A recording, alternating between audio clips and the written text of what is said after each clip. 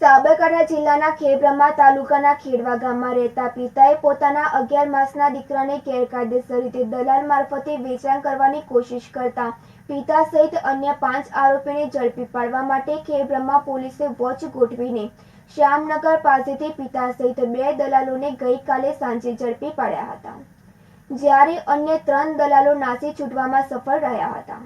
બીજી તરફ શનિવારે સાંજે ખેડબ્રહ્મા 3 આરોપીને કોર્ટમાં રજૂ કરતા કોર્ટે 5 દિવસના રિમાન્ડ મંજૂર કર્યા હતા।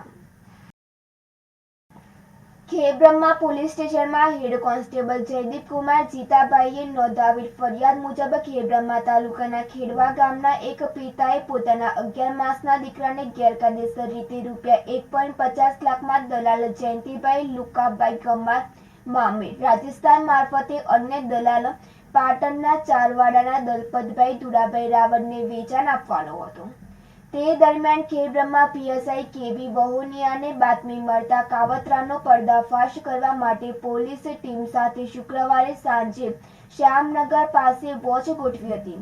તે દરમિયાન દલાલને બાળક આપતા જ પોલીસે પિતા તથા 2 દલાલ આરોપીને ઝડપી પાડ્યા હતા, જ્યારે આ તસ્કરીમાં મદદ કરનાર અન્ય 3 દલાલો જયંતિભાઈ ખેડબ્રહ્મા, લુકાભાઈ ગમાર મામેર, ભીખાભાઈ ઉર્ફે વિક્રમ આદિવાસી જાડી સેમ્બલ તાલુકો ખેડબ્રહ્મા, મનોજભાઈ ગમાર બાંડિયાનું તળાવ તાલુકો ખેડબ્રહ્મા નાસી છૂટ્યા હતા, જેને લઈને ઝડપાયેલા પિતા સહિત 3 અને ફરાર 3 મળી 6 આરોપીઓ સામે ખેડબ્રહ્મા પોલીસ સ્ટેશનમાં ખેડબ્રહ્મા પોલીસે કલમ 143, 61, 54 મુજબ ગુનો નોંધી આગળની વધુ તપાસ anti human trafficking unit Himmatnagar દ્વારા હાથ ધરવામાં આવી છે।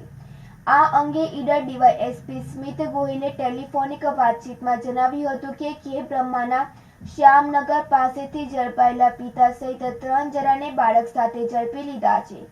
બાળક એની માતા પાસે છે। શનિવારે પિતા અને 2 દલાલો સહિત 3ને ખેડબ્રહ્મા કોર્ટમાં રજૂ કરવામાં આવ્યા હતા। કોર્ટે 1 ઓગસ્ટ સુધી 5 દિવસના રિમાન્ડ મંજૂર કર્યા હતા, જ્યારે પૂછપરછ દરમિયાન પ્રાથમિક માહિતીમાં જરૂરિયાતવાળા દંપતીને બાળક આપવાનું હોવાનું જાણવા મળેલ છે, ત્યારે 5 દિવસના રિમાન્ડ દરમિયાન વધુ માહિતી મળી શકે છે, જ્યારે ખેડબ્રહ્મા પોલીસે ફરાર 3 આરોપીને પકડવાની તાજવીજ હાથ ધરવામાં આવી છે। ભરત ચૌહાણ સાથે તનિષા પરમાર, સિટી ન્યૂઝ, ખેડબ્રહ્મા।